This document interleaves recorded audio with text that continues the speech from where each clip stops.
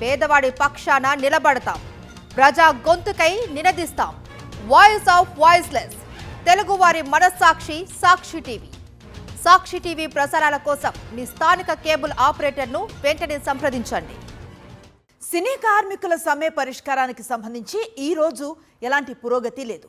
చర్చల కోసం ఛాంబర్ నుంచి పిలుపు వస్తుందని కార్మికులు రోజంతా ఎదురు చూశారు. కానీ ఫెడరేషన్ సభ్యులకు ఎలాంటి పిలుపు రాలేదు. దీంతో సోమవారం నుంచి సమ్మెను ఉధృతం చేస్తామని యూనియన్లు ప్రకటించాయి. మంత్రి కోమటిరెడ్డిని ఫెడరేషన్ నాయకులు కలిసే అవకాశం ఉంది. సినీ కార్మికుల సమ్మె కొనసాగుతోంది. ఈరోజు యూనియన్ ఆఫీసుల నుంచి కార్మికులు ర్యాలీ చేశారు. తమ నిరసన గళాన్ని వినిపించారు. కార్మికుల కుటుంబ సభ్యులు కూడా ఇందులో పాల్గొన్నారు. వేతనాల పెంపుకు సంబంధించి ఛాంబర్ ప్రతిపాదించిన అంశాలను తిరస్కరిస్తున్నట్లుగా ప్రకటించిన ఫెడరేషన్ కొందరికి పెంచి మిగతా వాళ్లకు పెంచకపోవటం అన్యాయం అన్నారు. ఎలాంటి షరతులు లేకుండా వేతనాల పెంపు ఉండాలని డిమాండ్ చేస్తున్నారు ఫెడరేషన్ సభ్యులు.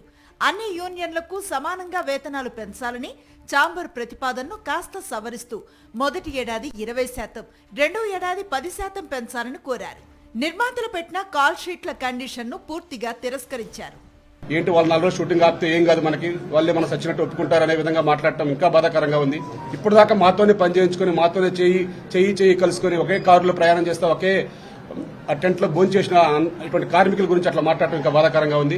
మేము ఒకటే అనేది ఫైనల్ గా మేము కోరేది ఒకటే, 24 యూనియన్లో ఉన్న 13 డైలీ వర్కర్స్ యూనియన్ కి అందరికీ సమవేతనాలు పెంచాలి. మరోవైపు నిర్మాత టీజీ విశ్వప్రసాద్ పంపించిన లీగల్ నోటీస్ పై కూడా ఫెడరేషన్ సభ్యులు స్పందించారు.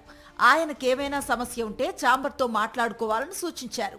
పీపుల్ మీడియా సంస్థ తమకు 90 లక్షల రూపాయలు బాకీ ఉందని ఆ బకాయిని వెంటనే చెల్లించాలని డిమాండ్ చేశారు. నిన్న నైట్ ఎవరు కూడా నిద్రపోలేదండి. ఏ ఫ్యామిలీ కూడా చాలా ఆందోళనతో ఉన్నాయి, తీవ్ర ఆందోళనతో ఉన్నాయి. ఎందుకు ప్రొడ్యూసర్స్ ఇలా నిర్ణయం తీసుకుంటున్నారు, ఎందుకు ఏకపక్షంగా నిర్ణయం తీసుకుంటున్నారు?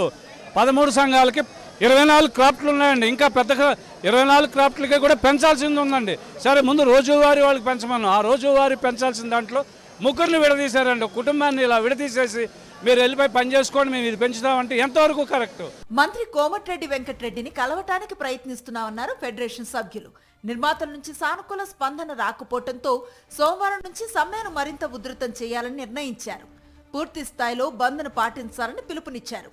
ఇప్పటికే షెడ్యూల్లో ఉన్న సినిమాలకు 1-2 రోజుల సమయం ఇస్తామని, ఆ తర్వాత షూటింగ్స్ కు హాజరయ్యే ప్రసక్తి లేదని తేల్చి చెప్పారు.